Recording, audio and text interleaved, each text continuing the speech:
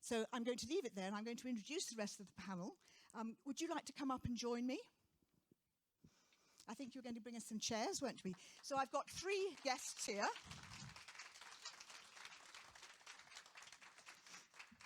I'm having a bit of a déjà vu moment because I've worked with 2 of them an awful long time ago. In fact, we're not going to say who, are we? How long ago? So, Theodora, can you come up? All right? Great. Thank you.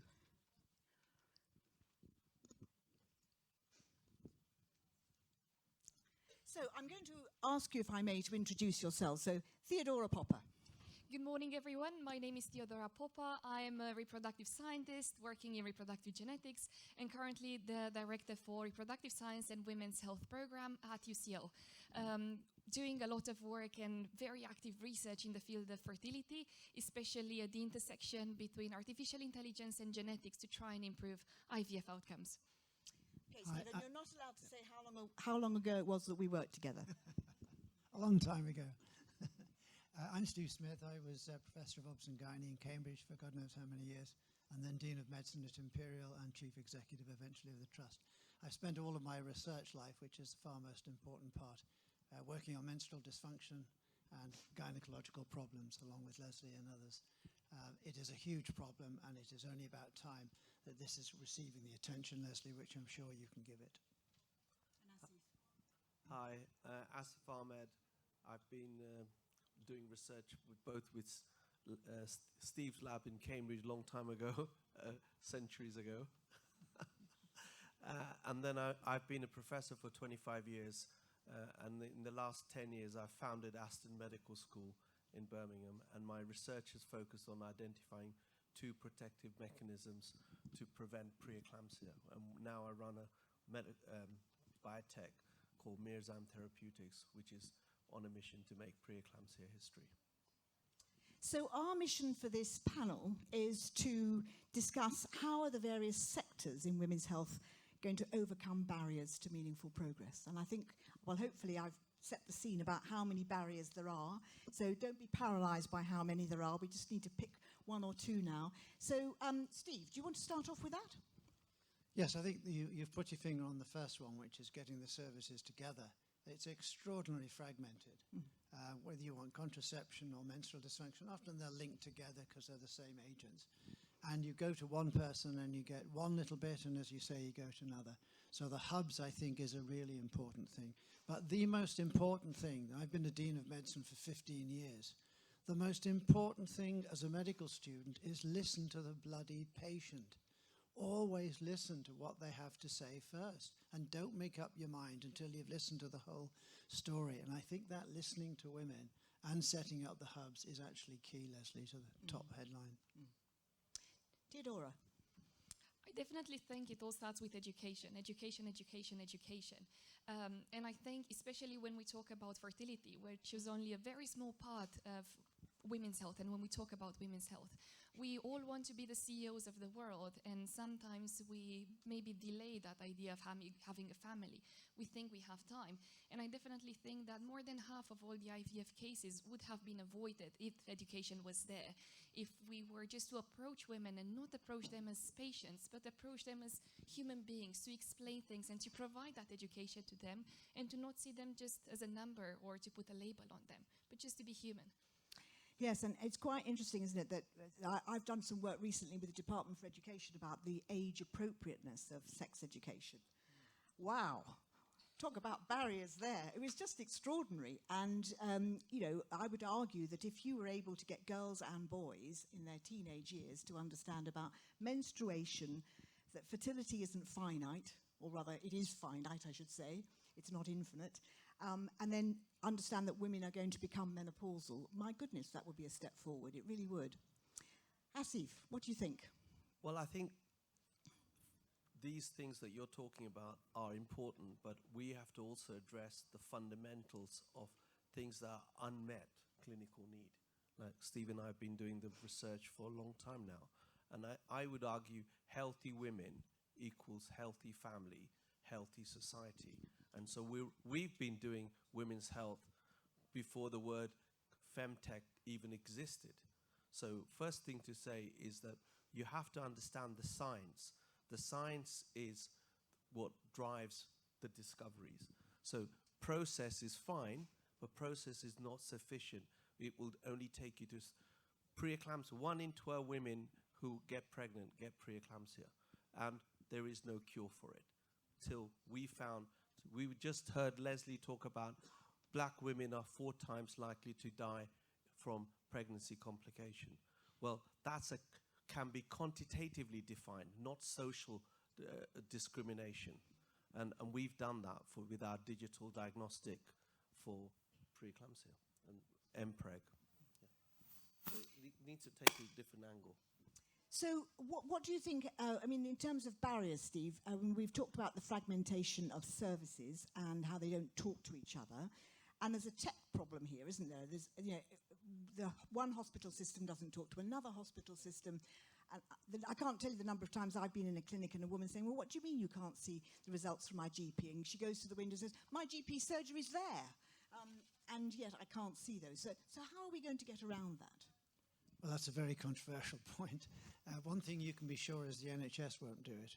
It's not capable of doing that kind of tech development, I'm afraid. It's a great service provider, and being free at the point of access is another issue. But what the NHS cannot do is high-tech digital integration. It's had many, many years trying to do this, and it simply can't do it. And the reason is very clear. Because the salaries and wages and excitement you can get as a digital health person, computer guy, whatever, woman, etc., is not, the NHS can never compete with the biotech companies and the Googles and so on. So you have to admit you can't do it, and then you have to work with the Googles, with the Apples, with all the large companies where these people will go, and they are interested in health. They want to do it. But you need to work in a different way. And thinking the NHS can do anything, I'm afraid those days are long since over. I think that's the first bit. You have to work with big business, really big business. And yet, in the first 6 months of the COVID pandemic, I mean, well, within 6 months, we all had a vaccine passport, didn't we? I didn't ask for one. It appeared on my phone. So how did that happen? Kate Bingham? Because somebody took over the vaccine program and took over the vaccine program on the grounds that they would run it, they would run their own publicity, and that they would have a direct line to Boris Johnson. They happened to be investors, probably one of the major partners of Schroeder Ventures. Everybody knows Kate Bingham. Kate Bingham took it over, and Kate Bingham knows the private sector and engaged the private sector actively and warmly. And because the NHS didn't have a solution, there was nothing else they could do but allow Oxford and then AstraZeneca to get on with it. They allowed the scientists. It's a great example of where they broke down NHS taboo, because normally the NHS would demand that they do it, then they'd fail, and we all go back to square one. And so remember, that's a good Steve, example.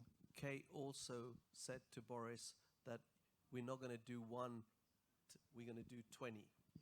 Because if one is going to fail, 20 reduces the risk. An industrial strategy, not an NHS Department of Health strategy. Try to pick the best one because we haven't got enough cash. Let's do everything and see which one works. So, Theodora, how can we sort of pick that up and put it into the area that you're interested in, for example, infertility? It's so interesting because we've recently done a study working on human embryos, and we looked at the genetics of the human embryos, and we tried to analyze exactly how these embryos are being picked. And we actually realized that women start with a disadvantage even before they are being born. So actually in the fertility sector, in IVF, you are more likely to pick a male embryo for transfer rather than a female one.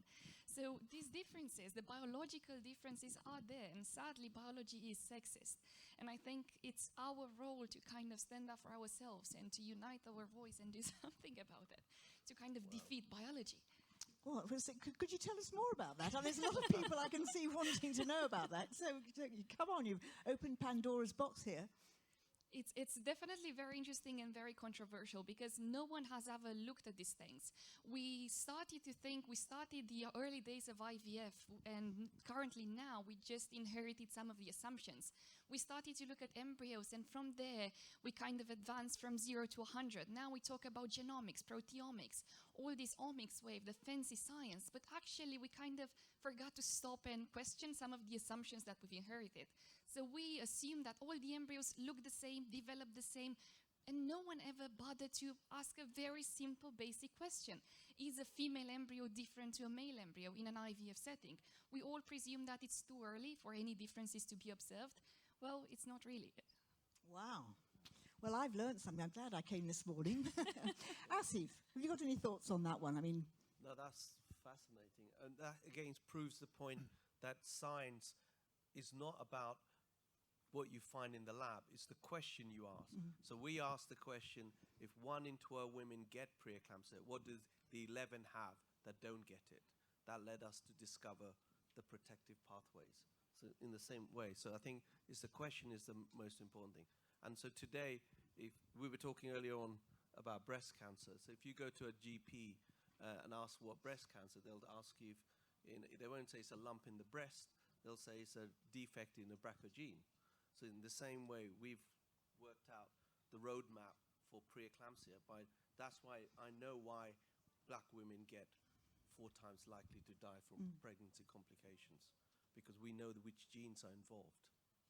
so it's interesting you mentioned about breast, because of course when I was talking to the lady in the teal dress and saying, she had 4 different things, but I think she should also be able to go and have a mammogram on the same floor, because it's so easy to screen, and it really means that if you pick cancers up early, breast cancers up early, you can do so much, and it is the commonest cancer in women, full stop. Yeah, but we need to move also to digital diagnostic. In a digital transformation is health transformation.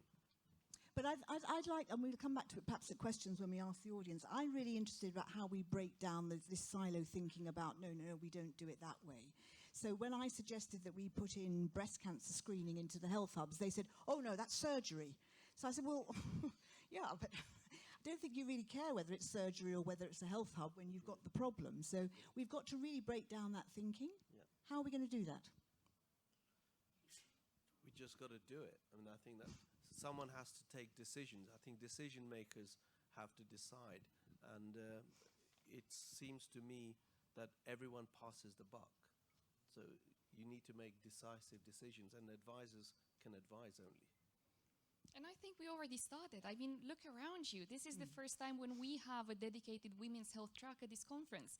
Last year, everyone was queuing outside the AI sessions or the very fancy tech sessions. And now I can see a queue of people lining up at the door for a women's health event. So I think we are starting to make progress, but it's up to us to make that progress quick enough and to implement it. And I noticed that there was only one investor in the room, and that was a woman. And that's the other thing. So I gave a talk not so long ago at the London Stock Exchange. And when I looked at the audience, 95% were men, right? And so I had to change my ending by saying, so that the women in our lives can make a difference to us, so that because saving them means saving us. Actually, that's a really important point. Most of them are men. Most of them have no scientific education whatsoever. I do a lot of biotech and have done all of my life. You go and talk to the Yanks in California, and almost every single major financier, and by the way, this room would be full of finance guys and women. But you go and talk to them, almost all of them have done a PhD at Harvard, Stanford, Yale, in a science subject. You go and speak to the financiers in the City of London, which is why it's hopeless for biotech in Britain, and not a single one of them has a science degree or a maths degree or a computer degree. That is one of the major problems for investment in the UK. And indeed, one of the biotech companies which I work with at the moment, we're not even bothering to establish in the UK. We've set up in America first and foremost. That's a really bad issue for the NHS to get the investment which we need. And I'll just say one more thing on that. About a decade ago, I was the professor at Stanford, and I was at the same visiting professor there, and in the winter I would go there, and in the summer I was the assistant, or during my full time was assistant principal, University of Edinburgh. But I would come back from a Starbucks in Palo Alto to a Starbucks in Queens, can't remember the street, Princess Street, right? And I would think I'm coming from first world to third world. And people wouldn't believe that, but because the mindset is different. The mindset of a student, 18-year-old, is not looking for a graduate employability. They're in Stanford, they're looking to create something. So they're the employers. Whereas here, our mindset needs to change. So we can't create Silicon Valley here unless we have that mindset. Well, we haven't got time to sort out the US medicine problems as well, but I mean, I take all your points about the innovation there, but they have some of the worst health outcomes in the league tables. So maternal mortality, they're number 67 currently, so it's not all about that. So, but Steve, what are we going to do then? What do you think should be our first steps? Then I'll move on to Theodora again. I think we need to get more innovation and investment into the NHS. I'm not saying that it's the only way, but as you mentioned... So partnerships. Partnerships definitely with private industry, but the big industries, the big ones, Googles and so on, not necessarily in the smaller parts, but I think that is an important issue. And the NHS has to get away from the idea that it controls everything. It doesn't, unfortunately. Most of the research in this country is not done by the NHS, it's done by the universities. So it's a whole understanding of change. It's done by you, because you're the payers. This is what universities need to change. Mirzaim is a spin-out from the public purse. You gave me $40 million, exactly. not the university. So I think that's the other thing. We need to change the perception that public purse funds life sciences, not universities. So then do you think we should take the NHS out of politics? I think everybody would like to. Everybody would like to do that. It's just not possible because it is the largest expenditure of health. And because politicians have less and less to do, they can really get stuck into health, unfortunately. But yes, it would be delightful to do that. But I do think you need to construct a system which actually limits the kind. And the thing which we need to accept in Britain is that our NHS is almost unique. It's uniquely awful, I'm afraid, in terms of outcomes. You've seen only this week the issue about cancer, with our survivals are some of the worst. We've got to get away from this way of funding. We need to have effectively a social insurance model similar to those in most of the other our competitive countries, Germany, France, Holland, Denmark, Sweden, Italy, Spain. They all have a different way of funding it than we do. And we persist. We're the only nation in the world which funds our healthcare from direct taxation. I think as well, what I've noticed very much during the COVID pandemic, because I went to work all the time for obvious reasons. You can't stop pregnancies, put them on the shelf, can you? But because all the managers disappeared,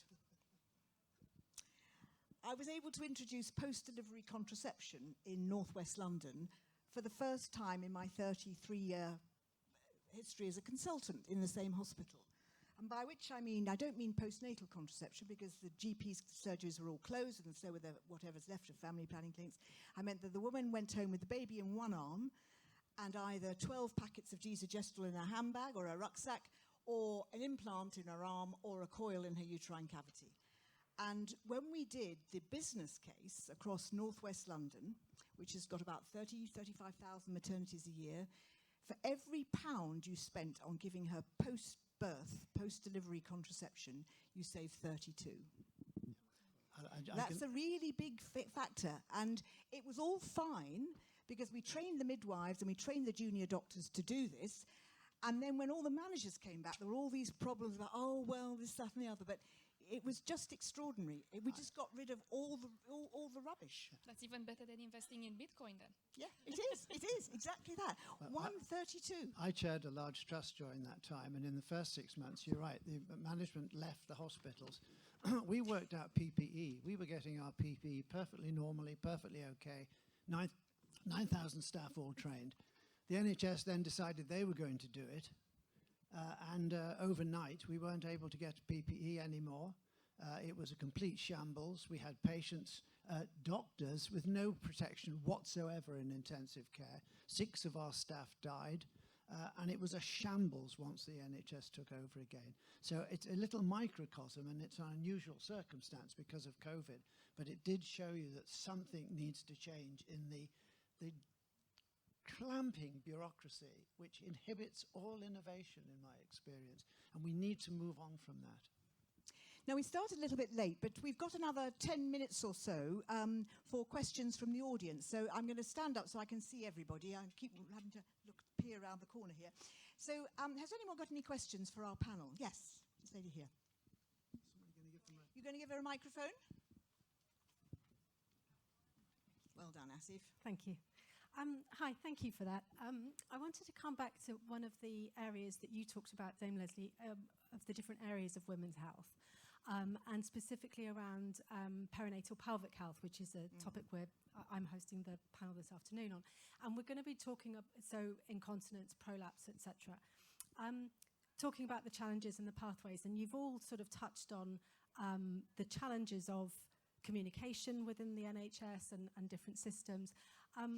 My question is really, I suppose it's politics related, sort of, sadly, but around these health hubs, in that, as you said, well past time that we had this kind of investment. 25 million, as we all know, is a drop in the ocean, compared to what it should be. How safe is that money? We saw how many health secretaries we've been through just recently, probably going to have another government change. You know, is this money safe like that? And is it going to grow, that health hub investment?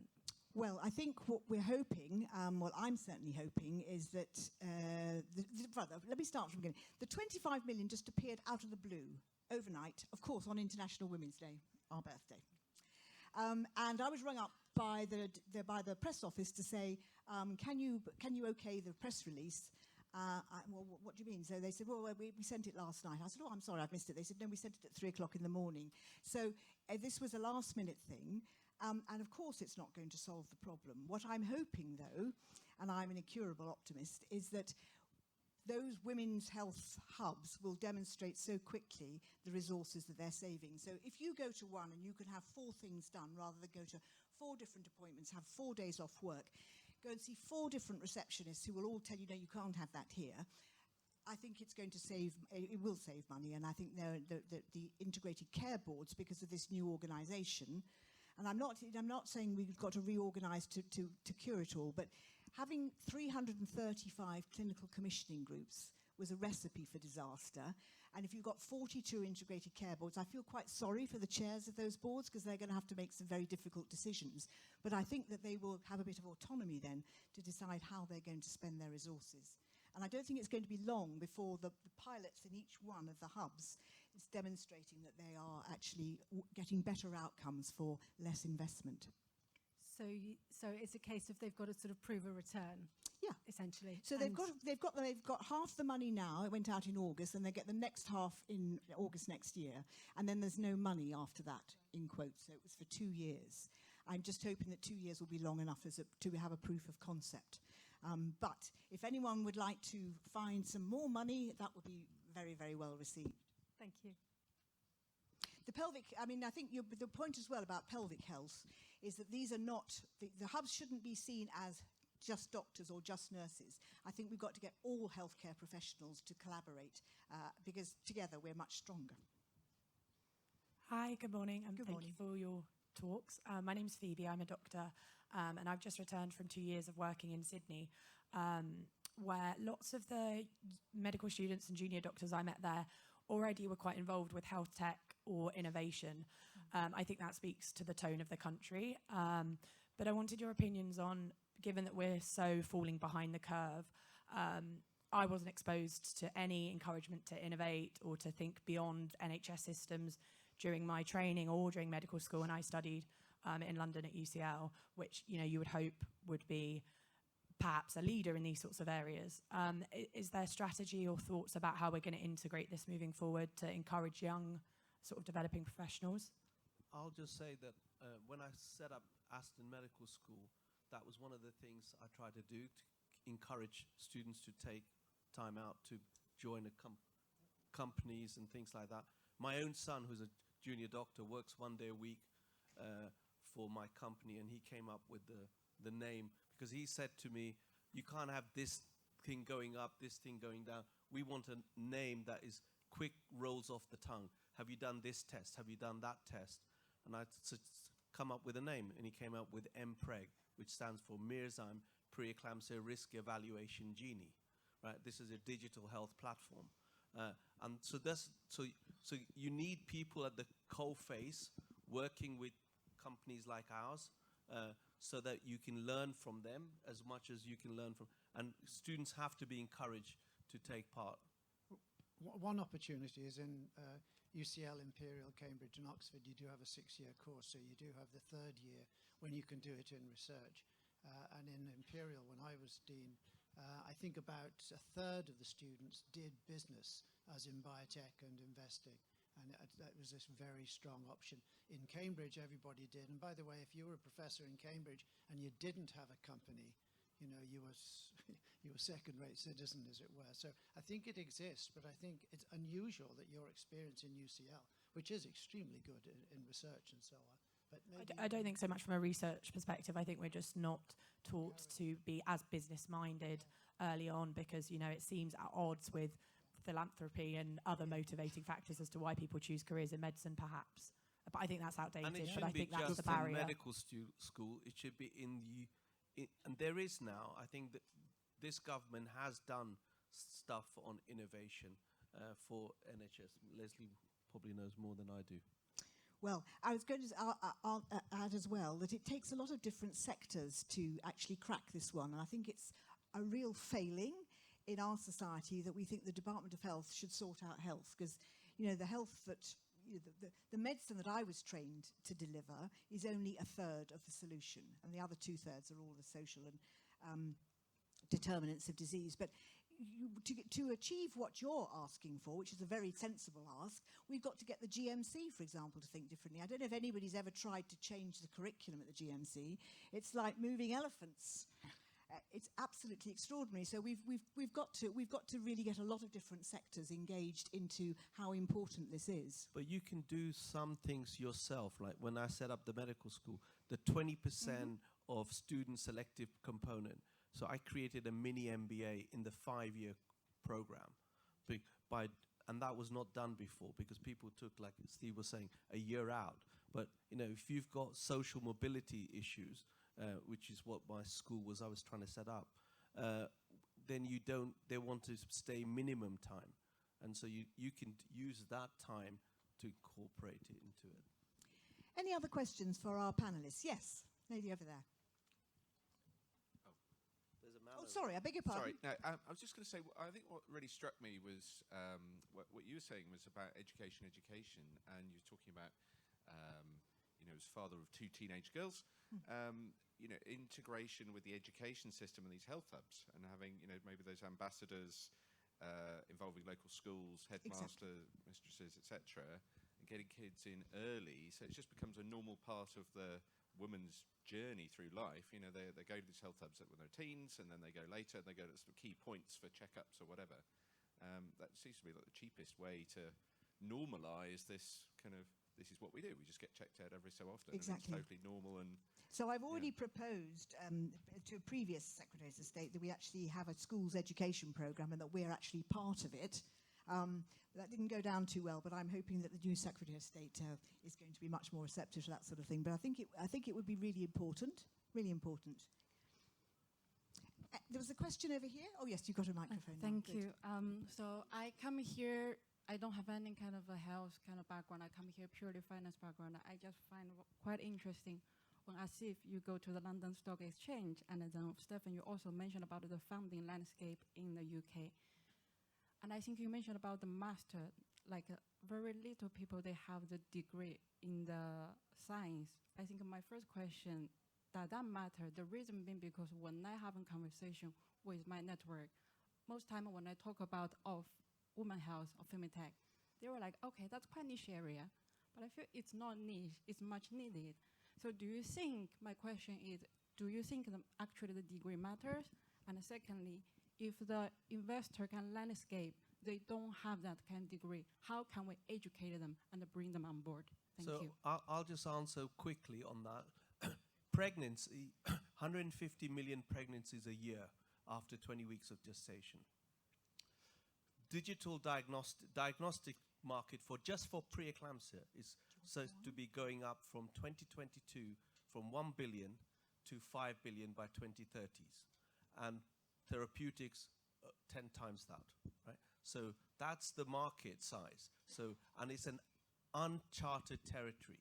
It's a white space. So that's the answer. And I guess it was the same in the past with AI, like 7, 8, 9 years ago when people started talking about artificial intelligence, the investors were like, oh, this is way too niche. This is going to have no future. It's a hype, right? So then they started to see the potential and the return on investment, and now you see AI everywhere. So I really hope that it's going to be the same with women's health as well.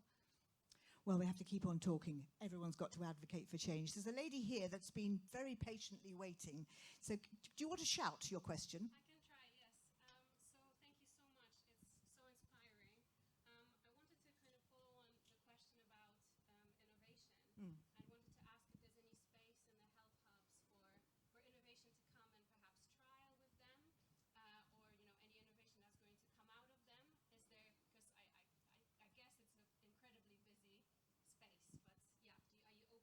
You're very, very welcome. You're very welcome. Come and talk about it. Yeah, I represent Small Business Research Initiative, so yeah, public funding.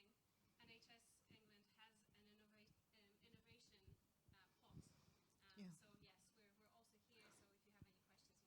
And in wrapping this up, as I must do now, and thanking our speakers and our panel here, I think it's really important to understand that, this concept of health hubs, it's caught on now.